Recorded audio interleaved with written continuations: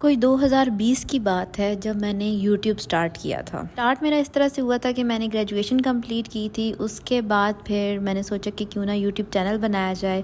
उस पे मैं डाइट प्लान्स और डाइट न्यूट्रिशन इसके बारे में एजुकेशनल इन्फॉर्मेशन दिया करूँगी। तो YouTube चैनल स्टार्ट करने के लिए ऑब्वियसली घर से परमिशन लेनी थी, तो मैंने अपने पेरेंट्स से परमिशन ली, उन्होंने मुझे दे दी। फिर बस मैंने YouTube खोला और देखना शुरू किया कि मुझे क्या क्या चाहिए होगा। माइक चाहिए, रिंग लाइट चाहिए, ट्राईपॉड चाहिए। उस टाइम मेरे पास iPhone 6 था। सब चीज़ें आ गई। फिर मैंने कंटेंट लिखा, उसको थोड़ा सा याद किया और फिर आ गई कैमरे के सामने, वीडियो बनाई। फिर एडिटिंग सीखी कि कैसे एडिट करना है, थंबनेल कैसे बनाना, ये सब सीख के फिर मैंने अपलोड कर दी अपनी पहली वीडियो। और मैं जानती थी कि भाई इतनी जल्दी कोई रिस्पॉन्स नहीं आने वाला। अच्छा, लेकिन खैर मैं लगी रही। शुरू में तो मैं कंसिस्टेंट रही, लेकिन बाद में मैं बहुत ही लेज़ी हो गई और मैं महीनों बाद वीडियो अपलोड करती थी। फिर जी मेरी हो गई शादी के बाद फिर सब चीज़ों में बिज़ी हो गई। उसके बाद फिर मैंने शायद 2-3 वीडियोस अपलोड की। फिर मुझे एक लड़की ने आइडिया दिया कि व्यूज़ और सब्सक्राइबर ख़रीद लो तो तुम ग्रो कर जाओगी।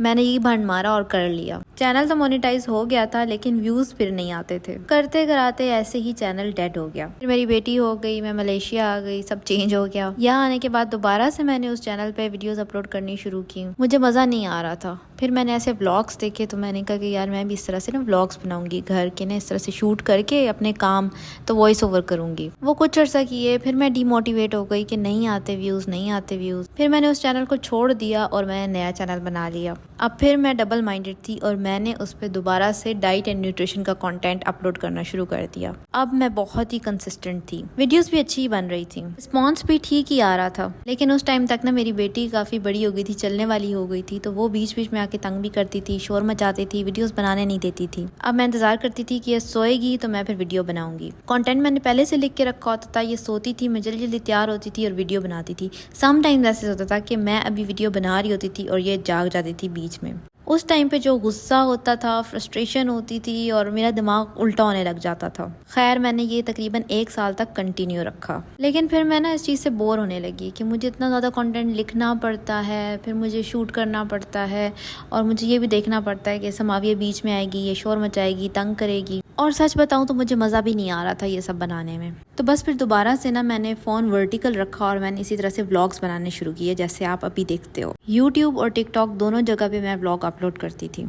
और एक दिन क्या हुआ कि मुझे टिकटॉक पे बहुत ज़्यादा व्यूज़ आ गए, मतलब कई हज़ारों में। फिर एक वीडियो थी वो लाखों में चली गई। फॉलोवर्स भी बढ़ रहे थे बहुत ही तेज़ी से। बस मैंने फैसला कर लिया कि अब से मैंने इसी तरह के व्लॉग्स ही बनाने हैं। अच्छा सा इन वीडियोस पे मैं वॉइस ओवर किया करूँगी। और दूसरी चीज़, मेरे लिए ये बनाना आसान भी है क्योंकि घर के काम तो मैं कर ही रही होती हूँ, तो ट्राईपॉड में मैं अपना फ़ोन लगा दूंगी, वो साथ साथ शूट होता रहेगा और मैं वॉइस ओवर कर लूँगी। यूट्यूब पे स्टिल मैं अभी स्ट्रगल ही कर रही हूँ। हाँ, लेकिन एक चीज़ है कि आप जितना टशपश लशपश तैयार श्यार हो के वीडियोस बनाओगे ना, उतने ही आपको व्यूज़ आएंगे और उतना ज़्यादा ही आपके फॉलोवर्स बनेंगे। लेकिन मुझसे ये इतना ज़्यादा नहीं होता। एक दिन मैं करूँगी, 2 दिन करूँगी, फिर मैं कहूँगी कि नहीं यार मैं जिस हालत में हूँ मैं इसी में ही व्लॉग बनाऊंगी। और एक दिन ना मैंने ट्राई किया अभी कि थोड़े फैंसी कपड़े पहन के ना काम करूँ, लेकिन भाई मुझसे नहीं होता इस तरह से। इतने फैंसी कपड़े पहन के उनको ही बचाते रहो कि इन पे दाग ना लग जाए। तैयार भी मैं इतना ही हो सकती हूँ जितना मैं अभी वीडियोस में होती हूँ। थोड़ा सा टिंट लगा लिया, थोड़ा सा मॉइस्चराइज कर लिया मुंह को। वो फुल जो बेस और वो सब थपनी होती है ना, वो मुझसे रोजाना नहीं थपी जाती।